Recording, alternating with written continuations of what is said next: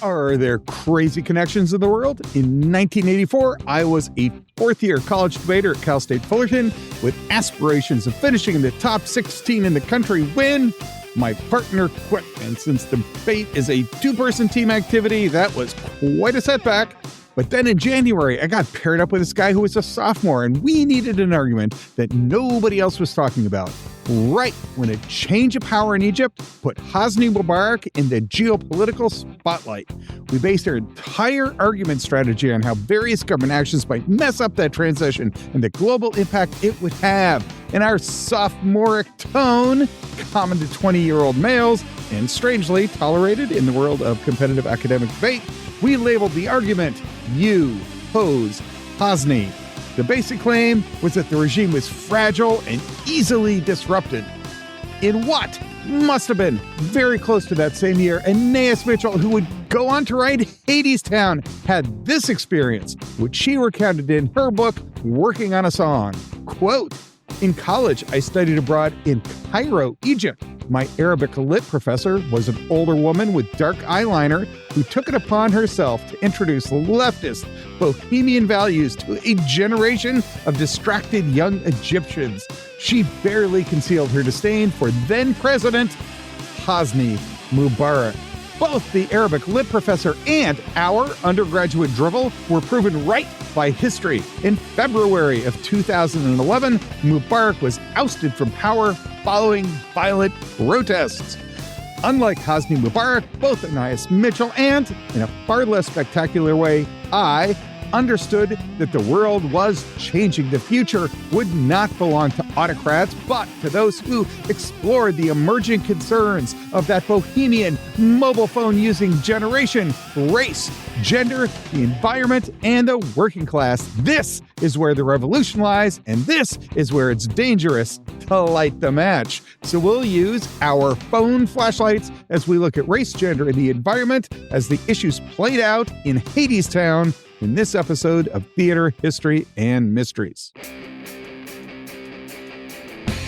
I'm John Brushke, and you are listening to Theater, History, and Mysteries, where I take a musical theater production, go into a deep dive on the questions it raises and the answers it provides. I hope that this approach will give a deeper understanding about the lessons that the musical has for theater and for life, and I will never miss an opportunity to pursue any mystery, bizarre coincidence, improbable event, or supernatural suggestion along the way because, in the words of Dirk Gently, it is all connected.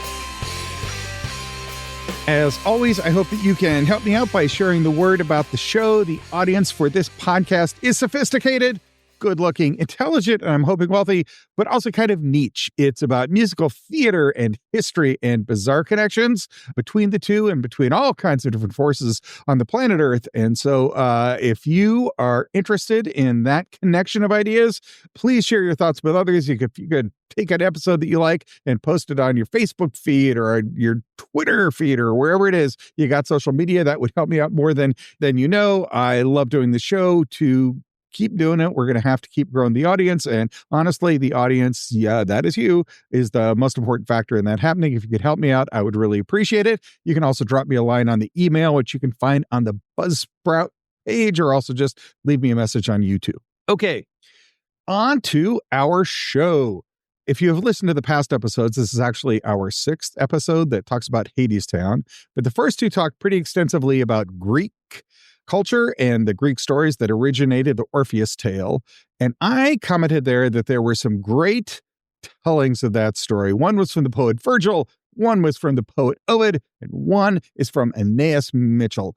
Mitchell has made some significant changes from the original Greek story.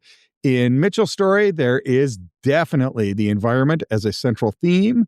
Gender is definitely an issue that is treated differently. Race is an important consideration that many people have written about. And in our next episode, we are going to get to questions of class and economic divisions, and we'll talk about that more extensively. Now, there are those who will see each of these issues as absolutely central to everything that happens in the world. For example, if you were Karl Marx, you probably thought class was the single most important thing that anyone would ever talk about.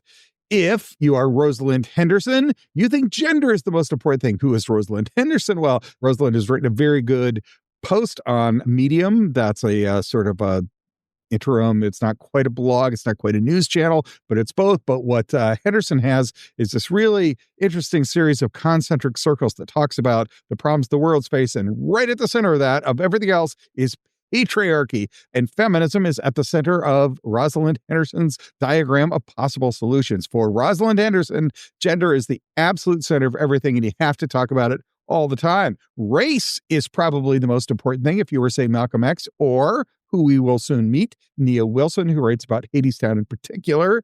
That is, for this group of thinkers, one way you can approach it is to say, you can talk about gender, you can talk about class, you can talk about race, you can talk about the environment, but at the core of all of it is a single central issue. A different way to look at it is to see all these issues as connected. For example, ecofeminism might say the environment and gender are central to the way we approach either issue. And the intersectional approach is to say that there are concerns and they overlap and they connect. Today, when we take on the environment, gender, and race as they play out in Hadestown, it's not going to be to separate them out, but to see how Hadestown deals with each one. So they may indeed be overlapping. They might have some commonalities. They might even have some crazy unexpected coincidences, but we're going to treat them separately, just to give each issue the depth that it deserves without taking any stance really on whether or not there is one that's more important than everything else. Although, as we will see, there is more than one critic who thinks that they know what the central issue is. So we are going to take on the question of class and class struggle and maybe revolutionary potential in our next episode. That'll be our 7th episode of Hadestown. But today, on episode 6, we're going to take on 3 of those issues. First, the environment, then gender, and then race. All right. So our first topic is the environment. And just as way of quick review, there are some important plot points. In the ancient stories, the Persephone and Hades myth is that Persephone is abducted. She is attractive. Hades swings by in a chariot, sweeps her off, abducts her, probably rapes her, but then they become a couple. Demeter gets really mad about this treatment of Persephone by Hades. Zeus intervenes, and eventually they work it out so that Persephone will spend half the time in Hades and the other half on Earth, and that explains the difference in the seasons. That's the origin myth in ancient Greek culture for why it is the seasons change. In Hadestown, and according to Mitchell in her book, the climate is in chaos, and that is the start of the story. So that part has been adapted. The nature element is certainly present, but it's been adapted by Mitchell to our place and time. And the setting is bleak. It's in no specific time, but it's definitely called a depression. It's sort of in a non-specific post-apocalyptic Dust Bowl era world. So it's fictional, but there's not a lot of food, there's not a lot of work, and there's not a lot of money to go around. There's definitely a problem with the human condition, and it definitely is affected by the environment. And the central plot is that Orpheus is going to sing a song to get nature back in harmony, but he fails. And the big theme is that you have to try again, and you got to keep pushing forward in the face of probable failure because you got to fight for the just cause. It is taking on a million impossible journeys that can eventually change the world for the better. Okay, that has all been covered extensively in our previous 5 episodes as kind of a summary of a lot of different things from a lot of different places, but it's worth putting them all together. That's sort of the way the environment is at the start of Hadestown. There are 4 different features of this environmental, the state of the environment as it is portrayed in Hadestown that I want to talk about. And the first of those is that environmental issues are linked to the gods, and their relationship with each other is out of order. The gods are fighting with themselves, and so the gods who control the environment are messing everything up. And things are bad because Persephone and Hades are on the outs. Their relationship is failing. Jared DePrado of the Sacred Heart University writes, quote, "The revision process in Hadestown reveals the extent of the environmental issues stemming from the gods who are driven by selfishness. By watching the underdog on stage use his or her wits, not only to survive, but to live a better life," end quote. And then I realize that's kind of a sentence fragment. He's saying that we watch that happen on the play, that the essential environmental situation is that there are these powerful external entities, what the Greek called gods, that are responsible via their own relational selfishness and their own relational problems for the destruction of the planet or the vacillation of the environment. And the solution to that is for underdogs, normal people, to use their wits and whatever it is they got to try to restore order. Now, the particular problem the gods are having is that Hades is obsessed with consumption and production. And the problem Persephone is having is that she's turned to alcohol to kind of withdraw from the entire situation. DePrado definitely says that, and another author that we're going to meet in a second, Schrader, both draw on this theme. So that's sort of what's going on, and that's the explanation that Hadestown gives for why it is the environment's a trouble. Now, this whole situation, however, causes deprivation for humans, and especially for Eurydice. She's trying to make ends meet. She's working as a server, maybe a worker, or some other role in a New Orleans-style jazz club, but it's definitely not enough. She cannot get by. She can't get the food she needs. The shelter is insufficient for the environmental degradation that surrounds her.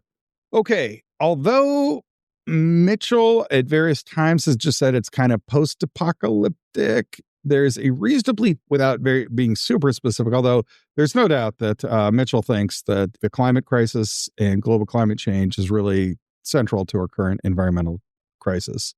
It's not stated as explicitly as you might think in the show, given the amount of attention that particular element of the show has gotten. But there's definitely a reasonably tight link between the show's plot and climate change. Valerie Lynn Schrader of Penn State was writing in Studies in Musical Theater, that's the name of the journal, and has this rather extensive quote that I think does a pretty good job of summarizing what everybody kind of sees in the show. Quote, "Climate change has long been a topic of debate. While some deniers insist that human-made pollution is not impacting the Earth in ways scientists claim, most scientists and world leaders, as indicated by the Paris Agreement, recognize the dire consequences human-made pollution is having on the planet. In September 2021, the United Nations reported that even with all countries meeting their agreed-upon emission reductions, the global average temperature will rise 2.7 degrees by the end of the century, resulting in deadly heat waves and rising sea levels. Hadestown's audiences are likely to view the weather changes in the show through a contemporary lens that focuses on combating climate change."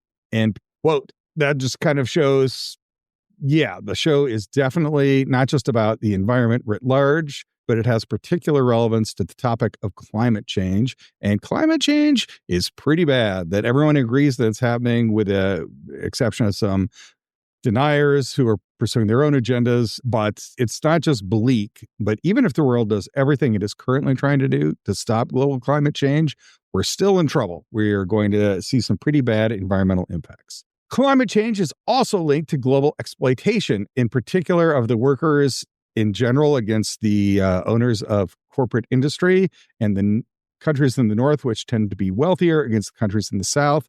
This quote comes from Jason D. Lara Molesky. He's an assistant professor of English at St. Louis University by way of a PhD from Princeton, writing in 2023. Quote, "No one risks oversimplification then in recognizing that Hades in the play represents a modern variant of what he has always represented. In effect, he is the brute, paranoid impulse of capital for expansion and control, the quintessence of the company town to which he has given his name. Dressed in a pinstripe vest and sharkskin boots, Hades appears half mafioso, half oil magnate. His works, he brags, are fueled by the fossils of the dead, a phrase that refers in this context not only to fossil fuels, but also to his exploited workforce of underworld shades. With this line, which Hades rumbles while the workers pantomime exertion, the play intimates that the extraction of fossil energy involves also the coerced extraction of labor, yet again linking climate chaos to the unjust class arrangements exemplified in the figure of the company town."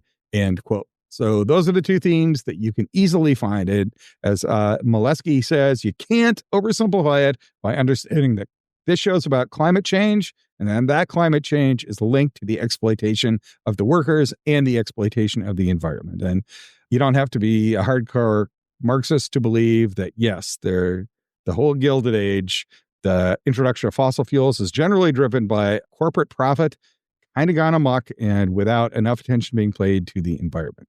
Here, I'm going to turn to Abigail Voss, who wrote a master's thesis for the University of Witwatersrand in Johannesburg, South Africa in 2023. It's a fairly extensive commentary on Hadestown and the environment.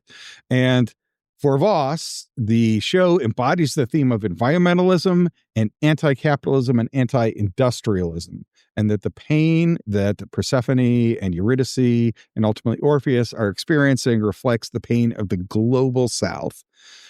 Persephone represents the earth and that how it has been violated by a masculine industrialist, although she herself is partially to blame. It's sort of a personification of the earth and the inhabitants on it, the role of Persephone and Eurydice. And setting the thing in New Orleans, says Abigail Voss, is a callback to the Hurricane Katrina incident. And that showed a whole bunch of connections because that was definitely an environmental impact. It definitely was probably linked to climate change, and it definitely had an impact on some racial groups more than it did on others. Voss points out that in the show, there's a stone river and finds that to be a metaphor for industrialization and pollution. And Voss particularly identifies Persephone as a good ecofeminist character because she embodies the intersection between women and divinity.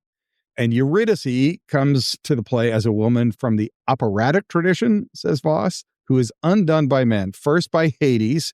Hades kind of tricks her into coming to Hades, and then it quickly becomes clear that that's a bad deal for Eurydice. She will get to have some material wealth, but mostly she too will be oppressed. And then she is betrayed by her lover, who, famously Orpheus gets to the edge of hell and then turns around and looks at her, blowing the deal and sending her back to hell for all eternity. Now, I will say, and if you're interested, please go back and listen to the first episode here.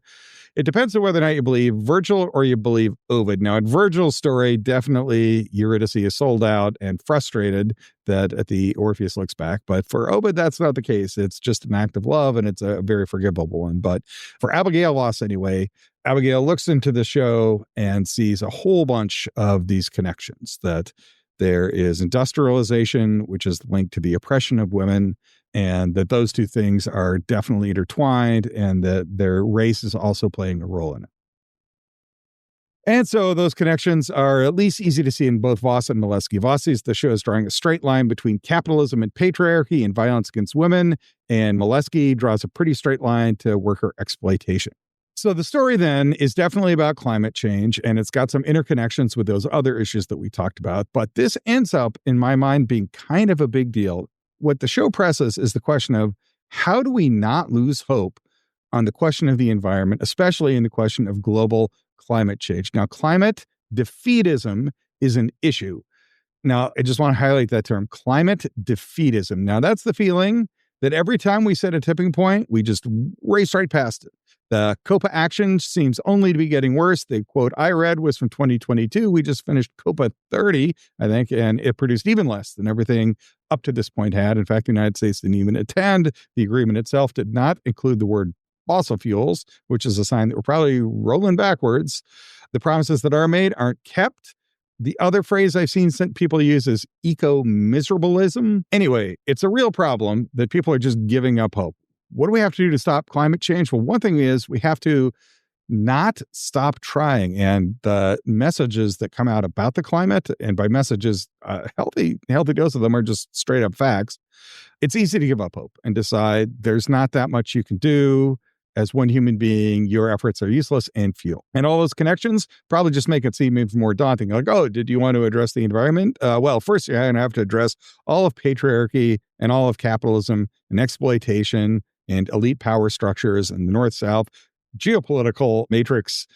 I mean, all that's probably true and those connections do exist, but hearing all that can make it even more overwhelming. You're not just fighting fossil fuel, you're fighting much larger structures. Now, one read is that the Hadestown story is hopeful. This comes from Voss, and Voss finds that the relationship with Eurydice and Orpheus is based on their ability to heal nature, and the same is true of the relationship between Hades and Persephone, that if those relationships can be repaired, then nature can be repaired, and music and poetry can play a part, maybe an important part. Maybe if there's just one song out there that's good enough, that can restore harmony to nature. Maybe if we can just get a couple of these relationships from toxic to functional, the world's got a chance. But the musical and the Orpheus story itself does not end in a way that makes it clear that any healing is possible. Orpheus turns around, Eurydice goes back to hell, and then in the various Greek stories, Orpheus has some other stranger fates that I encourage you to listen to the prior episodes to learn all about. But in the show, it's just kind of over. Orpheus fails, and that's the end message. But we then end by toasting Orpheus. In the book, Mitchell's book, Working on a Song, it very clearly ends. The last couple pages that she devotes in that book is that the point of the story is that there are significant benefits to trying. That why is it we toast Orpheus at the end against the impossible odds? And even after he's failed, well, it's an old song. It's a sad song, but we're going to sing it again. And we are going to toast Orpheus because he tried. He took on the impossible odds, and maybe he lost this one, but that doesn't mean that everyone's going to lose all the time. And the message we are to take from that is not, Orpheus, you're an idiot, why did you turn around? Or failure is inevitable. It is that failure is constant, but that doesn't remove the value in continuing to try. And I will say that just seems prescient. In a world where the climate situation started as bad when this story was being written in 2006, when Mitchell wrote the very first incantation of Hadestown, to the year 2025 and 2026 by the time this episode is released. What's the main problem we face with the climate? It's people are giving up. They're giving up because it's too hard. And Mitchell's answer to that has been in that show for the last 20 years, is that there's value in trying. Don't give up, is Mitchell's story. Now, there are others who take a look at that show and come to with less optimistic conclusions. Jean Alvarez and Patricia Salzman Mitchell wrote an article that appeared in a journal called Classical World in the year 2025. So it's hot off the press, just came out last summer. They both work at Montclair State University. Here's their quote, "At this moment, all humanity in our tragic condition is in sympathy with his failure of trust. Like the classical Orpheus, our Orpheus abandons human community once so important to him, whom he has failed. The lasting reconciliation with nature did not appear, although the seasons seem to regain their balance, and yet there is some further hope remaining, although it is difficult to figure out precisely where the hope lies," and quote. And then they cite Molesky, who says that the play is a desperate embrace of the Sisyphus futility. Sisyphus, of course, is the guy who has to push the rock up the hill for all eternity with no hope of success ever. So I'll just say, I get where they're coming from. The story does not end with Orpheus does sing a song beautiful enough to restore the balance of nature. It ends with Orpheus looks back and Eurydice goes back to hell forever. And presumably Orpheus just ends as a hideous failure. So when Alvarez and Salzman Mitchell write their quote, "It is difficult to find out precisely where the hope lies." Yeah, I get it. But putting it all together, it ends like this. There's general consensus that our climate is in trouble. There are a tiny group of industrialists, they would literally fit on 2 school buses, who really don't care, but they're the ones calling the shots. They're the corporate CEOs of the big fossil fuel producing companies. And the core issue is that that small group of people have some sort of drive to consume and to dominate nature and to keep themselves in incredible levels of power. And that might just kill us all. This sounds a lot like a Greek tragedy and also very psychoanalytic criticism. Why is it a small group of people would be so power hungry that they're going to pursue things that are going to kill us all and then come up with weird ways to justify that they're doing it? You can't really justify that in rational terms. Maybe you need some kind of criticism or psychoanalytic analysis or some delving into the relationship of what allows this arrangement to exist, which we'll get to in a second. But that does seem to be the situation that we're in. And then the question is whether or not the rest of us can write a song beautiful enough to restore balance and harmony, maybe to address those relationships. And as I promise we will get to in the next episode, whether or not art is even the place to take that fight. Now, Anais Mitchell has an answer. Lift up the cup to those who try. What else are you going to do? You can't give up. Well, on our next episode, the 7th in this series, we're going to talk more about whether or not poetry and art can lead to healing. But I do think that it is insightful that Mitchell very honestly presents a very complex issue without flinching. The climate's a major issue. Exploitative relationships are at the heart of it. There are a lot of connections between different things, and the problem is so big, it both seems to be insurmountable and, in fact, might really be insurmountable. But true heroism lies in trying with the best part of you to do whatever you can. And in a weird twist, in her book, Mitchell talks about she keeps trying to take that thing at the end where they toast Orpheus out. That as, she works with her creative team and they put the show together, she's a constant advocate for saying, hey, don't toast Orpheus. But her book definitely ends by saying, I have lost that fight. The audience definitely wants to see people race that cup. And the conclusion, the last couple pages of her book says the message of the show is you got to keep trying, even in the face of insurmountable odds, or maybe even in the face of complete failure. All right. So that is the first issue that is tackled in the show, which is the environment. The second issue that the show tackles is gender. Now, it is important to note, and Molesky starts their article with it by saying, this show is the first winner of the Tony Award for Best Musical that was written and directed entirely by women.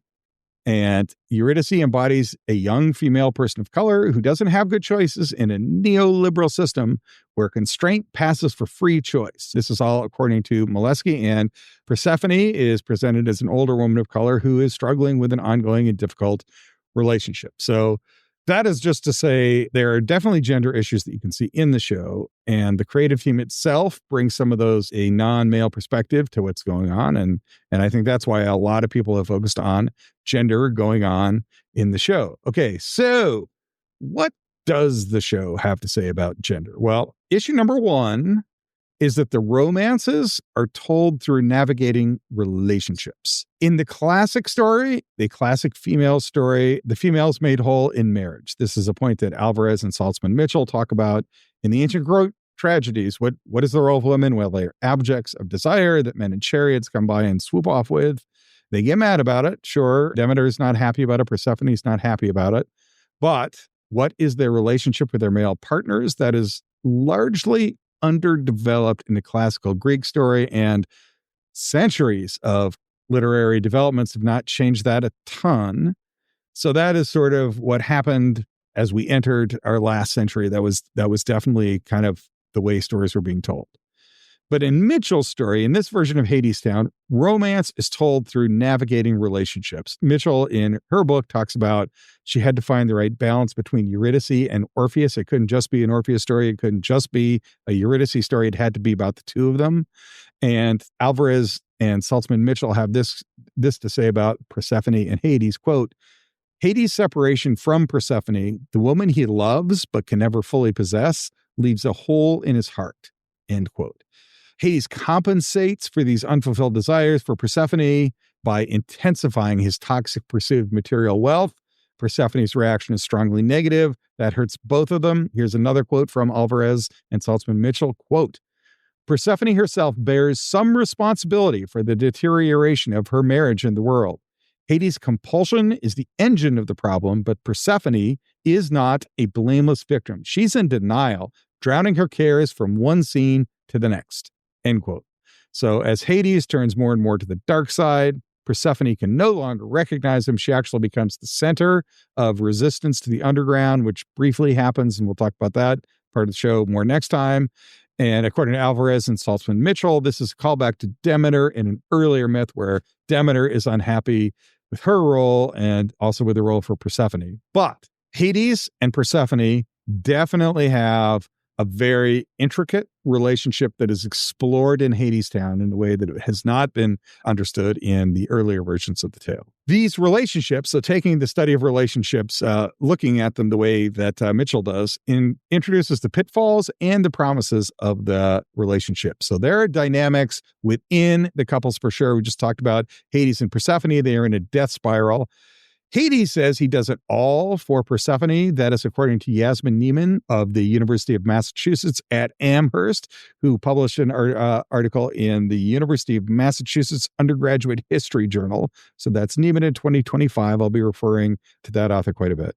But according to Neiman, when Hades is asked, why are you such a toxic overconsumer? The answer is, I'm doing it all for you, Persephone. It is clear that that's not the whole story, that it's something about the anxiety that he's experienced about his position and his loss of Persephone is just making him turn harder and harder into his more dysfunctional spots. Persephone, for her part, withdraws into the party girl tropes. She's not having a good relationship with Hades. He's increasingly distant from her. She's spending more time on the earth, and she's spending more time getting drunk. So that's the dysfunctional relationship of Hades and Persephone. Orpheus and Eurydice have their own trap. They love each other, but he's a hopeless dreamer, and he does not have it in him to provide materially in a way that will support both of them. So they have love, but he's so much in his own world, he has difficulty connecting to others. And she's in the spot where she does legitimately love Orpheus, but she also has material needs. And it's also obvious to her that if I pursue this relationship with Orpheus, I will never be able to survive, especially in this environmentally degraded world. Those are the dynamics within each couple, but there are more complicated dynamics between each couple. Eurydice, as a younger, attractive woman, is a threat to Persephone. Hades kind of takes a shine to the younger woman.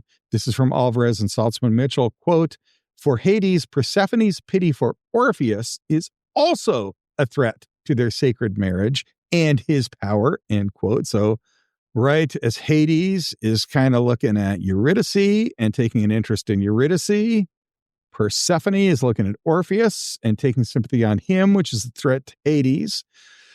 And then Persephone openly advocates for Eurydice and tells Hades that they should be able to enjoy what she and Hades has lost, that is, that Eurydice and Orpheus should be able to enjoy what it was that Persephone and Hades once had, and that's Persephone's perspective, which is also threatening to Hades.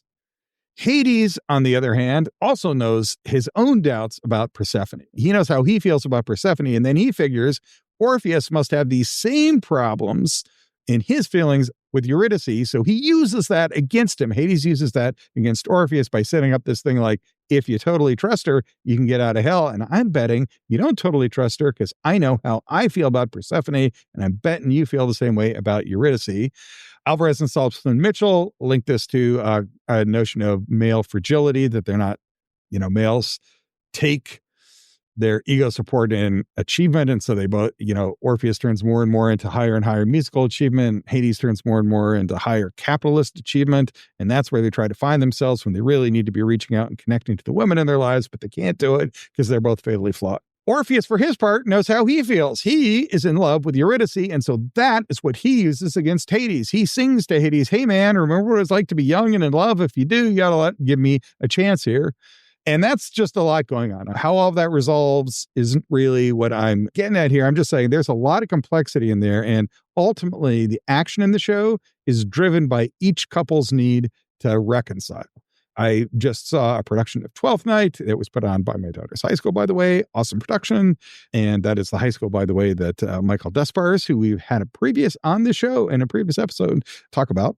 But in that show, it's Shakespeare. It starts with there's like 3 or 4 different romantic couples, and they all are messed up. And so everything that happens in the show is those couples trying to reconcile their relationships. And ultimately, that same thing is what's going on in Hadestown, that the couples have their relationships messed up, that is messing up the world around them, and the attempt to reconcile those relationships is what is driving the action. According to DePrado, the older couple resolves on trying to get their marriage saved as Orpheus and Eurydice head off, and so it all kind of works, or at least it has the possibility of working, that those different, remember what young love is like, is what moves the couples forward. And we have these anxieties and we don't trust each other. So it moves these couples backwards, it all ends in tragedy. But those are the dynamics that are driving the plot. This definitely has the effect of rounding out the characters in the relationship. And according to Alvarez and Saltzman Mitchell, this gives it more of a feminine lens. It's not just we get married and then we're happy, or it's a rom-com and the whole thing is, can we really get together? And then we do, and it's great. This is to say all the characters have depth, and all the relationships are complex, and the characters have to grapple with that. And that, according to Alvarez and Saltzman Mitchell, puts it in a feminine lens. According to Neiman, which is a variant on that theme, it's about trying and failing, which is, of course, the ultimate point of the show, and the human condition and human feelings and failings. And for Neiman, this includes relationships, that it is you try and you fail with your song to save the world, but you also try and fail to make your relationship perfect or mutually satisfying, that just over time, there's a lot of challenges relationships face, and working your way through your failures in relationships is just part of the human condition. Okay, so the first way the gender plays out is with rich, complex relationships with struggles that come to indefinite conclusions.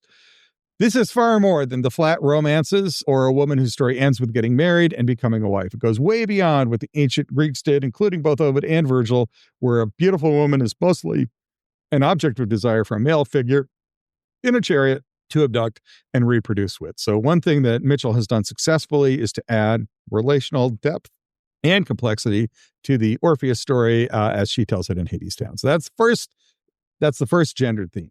The second gendered theme is the idea of a provider versus a lover. Now, according to Charles Siegel, who we met in a previous episode, I believe he's at Brown University, Orpheus is interesting in literature because he's the first champion of love. And according to Mitchell, Orpheus is a hopeless dreamer. Hades is a toxic but sexy older male with a lot of cash. He's powerful if Henry Kissinger is right. And if you look like Henry Kissinger, you really hoped it was true that power is the ultimate aphrodisiac. Hades has got a lot of aphrodisiac on hand. So Orpheus is a champion of love. He's a young, hopeless dreamer. Hades is toxic but older and very powerful. And this definitely puts a uniquely feminine choice right in front and center of the plot. Do you choose the provider or do you choose the lover? And what you'd like is to have them both, but as has just happened so many times since Western culture and society has been formed by 2,000 years of privileging males and disadvantaging females, it is a very difficult choice that many women have to face. Do I pick somebody that I think can make me emotionally happy? Or do I pick somebody who can provide for me materially? And what do I do if I can't have both? So Eurydice is essentially put in that choice. She's forced by circumstances, and surviving on her own isn't really a choice. So she's got to pick. And then the choice is that she decides she's going to go with the older male. Now, this is sort of a callback to at the beginning, Hades and Persephone's met in a garden and he fell in love with her, and she rejected the security of her mother's garden because she was overwhelmed by the intensity of Hades' love and desire, and the upper world was not yet Hades' enemy. That's according to Alvarez and Saltzman Mitchell. That is true. That is one interpretation of the Hades and Persephone story. The other story is he just abducts her. But if Alvarez and Saltzman Mitchell are correct, then the choice that Eurydice is facing between a lover and a provider was originally faced by Persephone and Hades. Now, it is true that Orpheus's love broke Eurydice out of sort of rootless isolation, but then she becomes so cold and hungry, and Orpheus is no help, and the fates are around seeing her, kind of taunting her with that. And so Eurydice chooses to leave, which ends up being a difficult choice for her, and it ends up being a betrayal. As soon as she makes the choice, Hades was like, oh, you thought you were going to have a cushy job here in hell? Heck no. Get in that line. You're about to start losing your memory, and you're just another worker to me. So I am making much of that older, powerful male and the relationship to Eurydice. In earlier versions of the play, it was a full-on sexual betrayal. That is, that Eurydice leaves Orpheus to take on Hades as a lover. But in recent Broadway version, it's a momentary weakness. There's an implication that Hades is hitting on Eurydice, but Mitchell makes it very clear that it has to be a more difficult choice for Eurydice than that. It's not just a sexual one that is still present. It is simply implied. At the end of all that, Alvarez and Saltzman Mitchell say modern audiences relate more to Eurydice than Orpheus now. And I do think that centers it as a gendered choice. Eurydice has got to make a difficult choice, and Orpheus can kind of afford to be more of a dreamer. He's also more of a god than she is. He's also more favored by the gods than she is. And he's also got more natural talent that can bail him out. And so Eurydice is in a tougher spot, and that is a gendered situation. And so the choice between provider and lover is something that Eurydice has to make, and Orpheus does not. Theme number 3, violence against women. This comes straight from Alvarez and Saltzman Mitchell. Persephone sees herself in Eurydice. And according to these two authors, human life has sort of a divine pattern of violence that is passed down from one generation to the next. And if you read the ancient Greek stories, that's not uncommon. Gods are fighting each other. They're killing each other. They are betraying each other. They are betraying humans. They are mating with humans. They're treating humans poorly. And this violence just keeps getting passed down from one generation to the next. And so one feature of the ancient Greek stories is it's not like they end with they have happy endings or hero overcomes everything and then it's great. It's more like you just try to get through the next day, and the hero is the one who can survive a world that's generally trying to kill you. They cite some authors who think that this version of the story whitewashes the violence and the rape of Persephone, but their conclusion is that in this version, she is given some agency. That is, that Persephone is less just a victim in the Anais Mitchell version of Hadestown than she was in the original Virgil and Ovid versions of the story. I will say that is present. I don't know if that's a central point on which to judge the show, but generational violence, especially gendered violence, is definitely a real thing that I think I mentioned on the show before. I teach a class on sexual communication, and sexual abuse definitely is not just something that happens to one person at one time. It's something that typically has a link that goes back generations. The people who are become sexual abusers are people who were sexually abused themselves. Like, it's not just a little bit real. It's really, really real. If you read the social science, it's a pretty unequivocal pattern. This is especially true of women of color and especially true of Indigenous women. If you want a quick and painless entree to the topic, there's a show called Alaska Daily that stars Hilary Swank that brings this point into the forefront, that women of color are especially at risk of violence and intergenerational violence. So my conclusion, what I think is happening in the show is that there's enough of this theme of intergenerational violence is into the show that it is a recognizable theme without really being central to the action. That's still an important contribution that adds more complexity and more depth to the story. It makes it feel more real. It makes it feel like it's dealing with more real issues. Okay, there is a fourth sexual theme. I'm going to dwell on this a little bit less. This is the theme of homosexuality. I'm going to turn here to Sarah Whitfield from the University of Wolverhampton in the UK. Now, according to Whitfield, the traditional heterosexual narrative is a love story with a happy ending, and there's a chronology to it. That is, there's a time sequence that matters a lot. Okay, I've talked about psychoanalytic criticism and rhetorical criticism, and there are definite insights that you can draw from that. There's also a tendency of these authors to write in ways that make the rest of us not really understand what they're talking about. I'm going to give you a quote here that just to give you the flavor of what Whitfield's ideas are like, try to do them some justice, but also to identify the writing style that Whitfield is using. Quote, "Queer dramaturgies and queer characteristics unsettle heterosexual dramaturgy in which a man and a woman meet and overcome obstacles to fall in love. It would be useful to consider the shapes of stories in musical theater in relationship to their temporality, and indeed, Zachary Dorsey has made the argument that the musical as a genre tends toward what he calls the temporal inquiry's subjunctive mood." Then I will end my quote there. Then Whitfield quotes Dorsey, but do you know what the temporal inquiries of the subjunctive mood is? I'll just say, is there an easier way you could have said that, or got to the point a little faster? And, I fought my way through this article, and I guess what I wonder is, my second question I would have is temporality really the issue here? Now, there are some interesting challenges to traditional heterosexual structures in the show. The show itself is not about queer issues, but Andrew Shields has asserted in interviews that his performance is. He plays Hermes. He's a black man. In real life, he's homosexual. Homosexual audiences recognize that, but of course, his character is not necessarily homosexual in the play. And he links this to a small moment where he smacks his fist as an indication of black queer resistance. I think Shields has definitely tapped into a moment there, and the audiences recognize that that's what's going on. It resonates with them. Whitfield is all in on queer temporality. Challenges are important. There's another quote there that I won't read. And okay, I'll say I honestly do not want to be dismissive here. There is something about the structure of a traditional heterosexual love story that does exclude other possibilities. But I will say that Abigail Voss, one of our other authors, does note that this also reads like a traditional love story, probably a tragic heterosexual love story, like, say, Romeo and Juliet.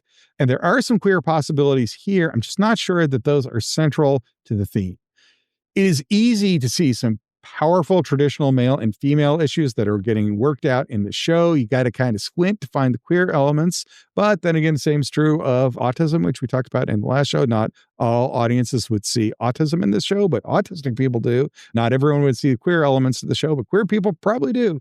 And those elements are critical for people who find them. So I would say that's an element that is definitely in the show. I'm not really sure that it is the time element that is so important. Like, there's a bunch of stuff about heterosexism. I'm not sure that it's the heterosexual ordering of plot that really is so exclusionary. And so I'm not sure challenging that is that big a deal. And I'm also not sure the show really does challenge all that. There's definitely something about the cyclicality. It's more about failure and trying than it is about time, at least in my view. Okay, that wraps up our discussion of gender. We'll get back to what all that means and how it gets back to how that connects with the environment. But let's get to our third main theme of the day, which is race. Those are which is front and central once again in Hadestown.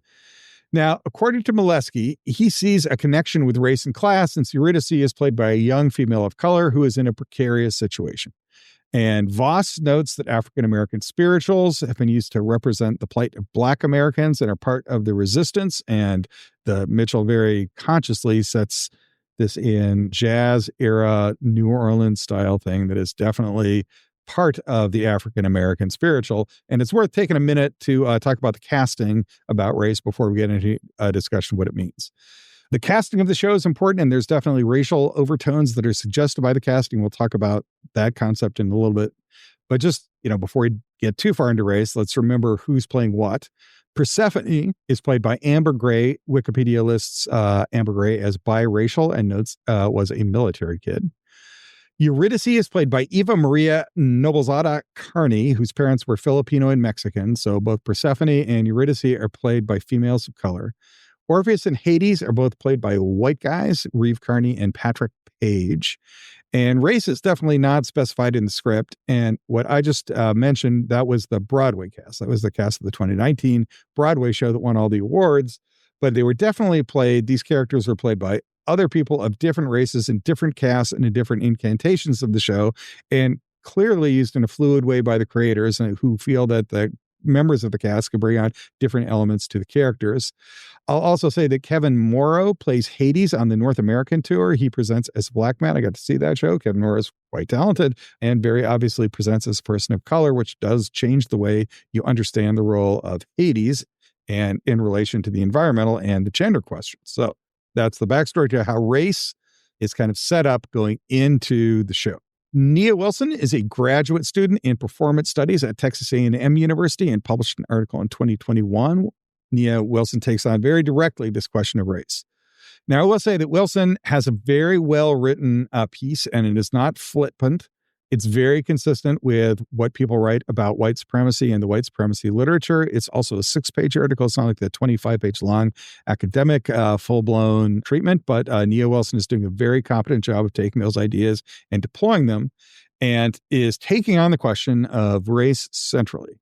And here's how Nia Wilson sees it. She cites some interviews with casting directors who talk about thinking about race as they're trying to tell their story. She thinks that Hermes being a Black man is a good choice that reminds everyone to think about structural racism and to see that maybe that situation I talked about before where there's some elites that are making decisions on the basis that could destroy the world for everyone else, that's not just a question of power, that is also a question of race, and that is a question of a white power structure, not just a power structure. And Nia Wilson's thesis is that the show never directly addresses that question of white supremacy, quote, but despite its multiracial cast, the U.S.'s history of white supremacy is never directly addressed in relation to the play's main themes of economic inequality and environmental exploitation, end quote. My 50-word summary is it's not hard to look at U.S. history and especially slavery and see that the development of the modern industrial world was built on the back of slave labor, which has always been racialized, and race has never been absent from industry and from the environmental exploitation and from the arrival of the industrial era. And there are a lot of theorists that Nia Wilson cites that feel that question must be centrally addressed.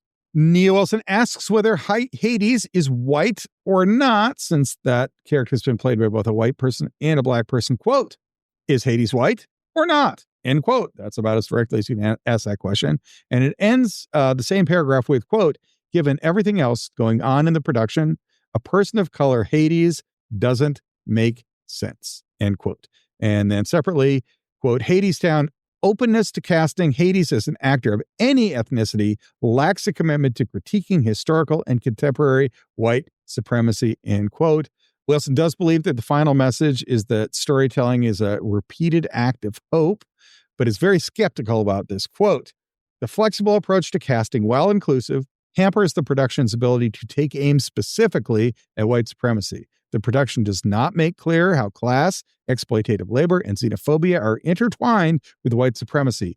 Hadestown avoids going beyond a liberal, we're all in this together, by rendering the workers as a multicultural ensemble devoid of specific racial, ethnic, cultural, or gendered identities and experiences. It is understandable that in trying to weave together so many political themes, Hadestown's creative team chose to focus on economic inequality and labor exploitation rather than race." End quote. And Wilson also notes that Orpheus is frequently presented as a white savior who can save us, the white guy with a guitar.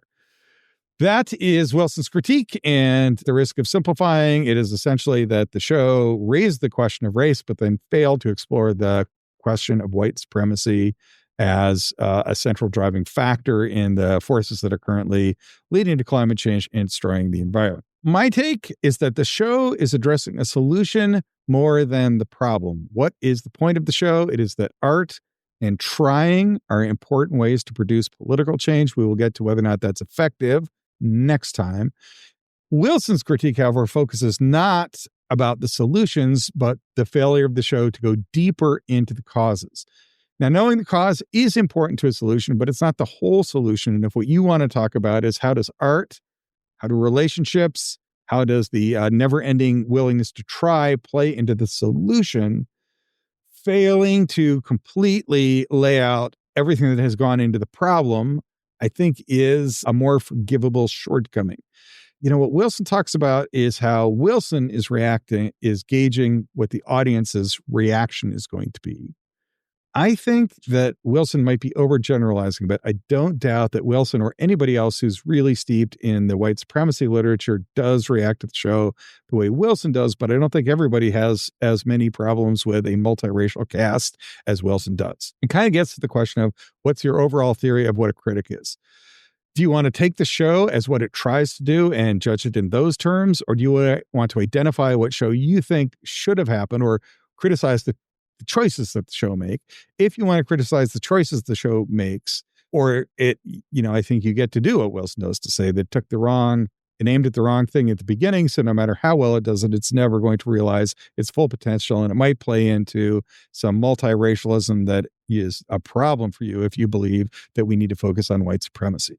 If, on the other hand, you want to say, well, the show isn't really taking that question on, it's taking on these other two questions about solutions, not causes.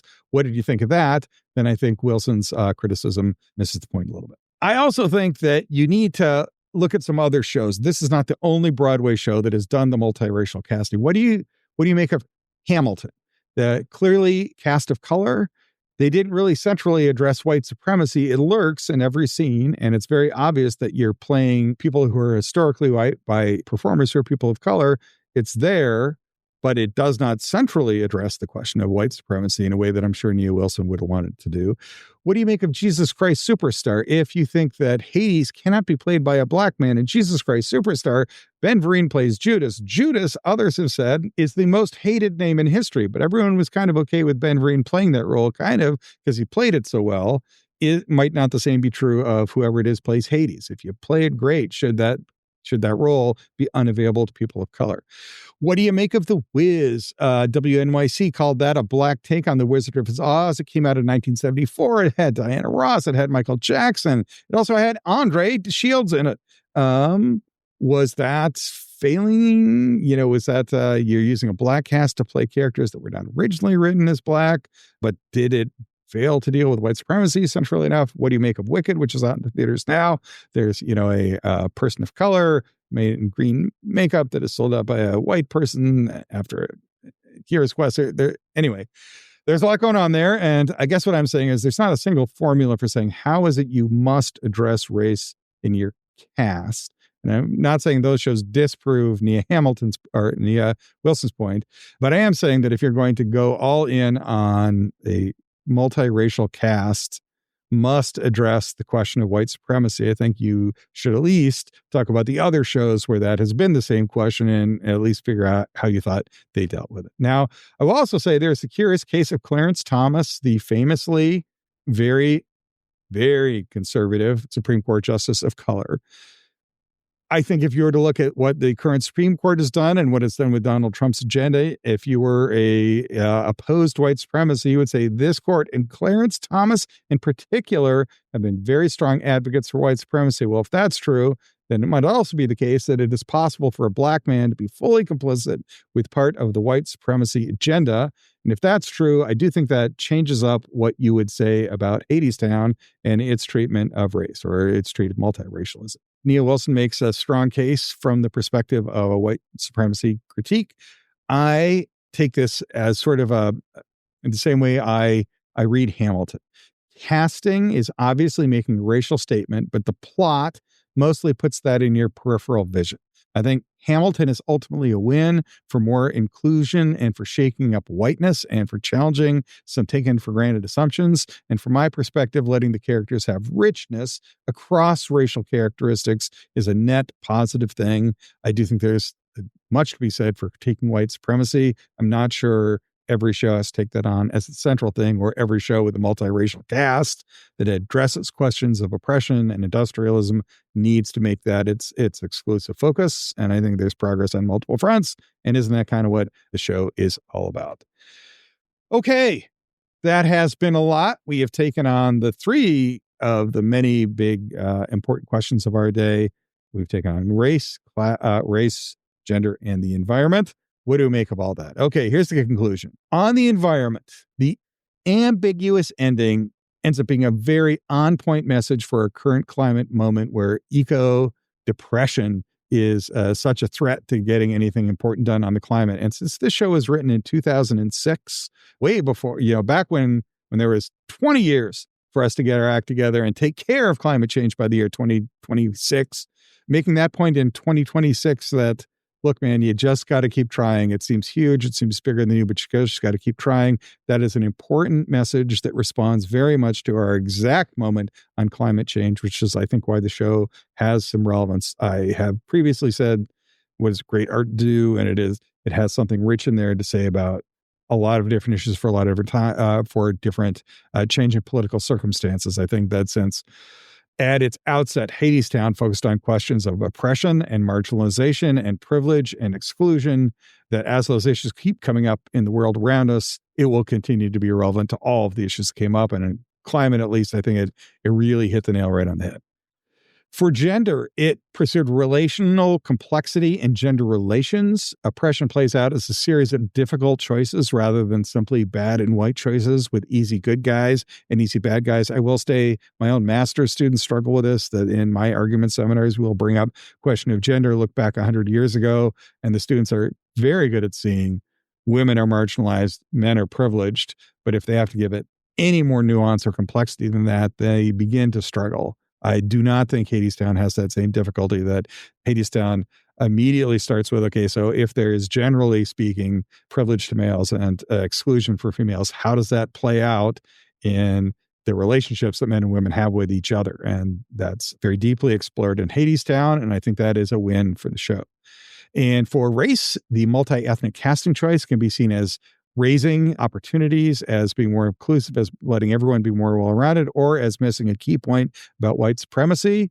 I'm in the It's a Net Good group. It presents rich characters across races. Nia Wilson is in the Net Bad group. I guess I'm going to let you decide that for yourself, but I'm going to end with just a couple thoughts about where the show is, how it fits historically, and how it fits on these questions of race, gender, and the environment.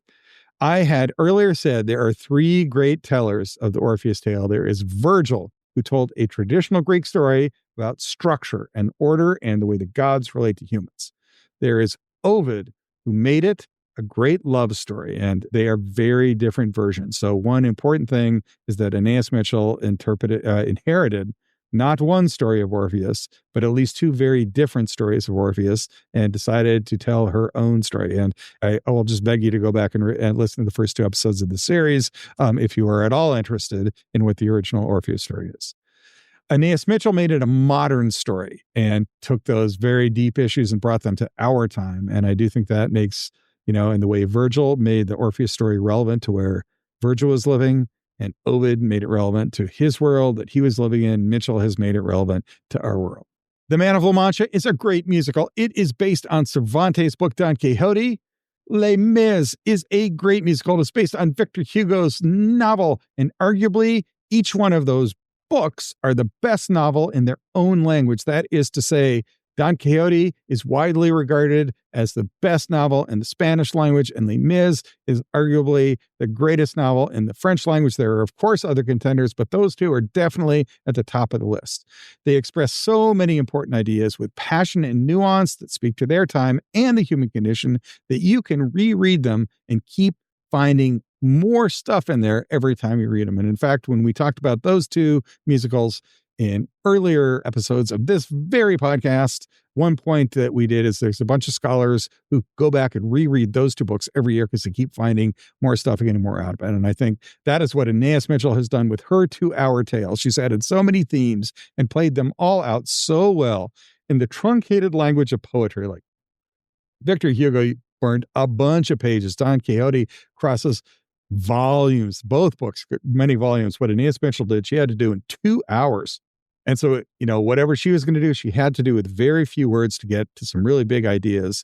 But she put it all in there in a way that could launch a million different discussions. And it has. And I hope in this episode reviewed what some of the people out there who think a lot about that story, Hadestown, have put into it and what they take from it. Hadestown is indeed a story that can be told again and again. It is an old story. It is a sad story. And it's a song that we're going to sing over and over. And if you go back and watch that show a couple different times, you'll keep getting more and more out of it.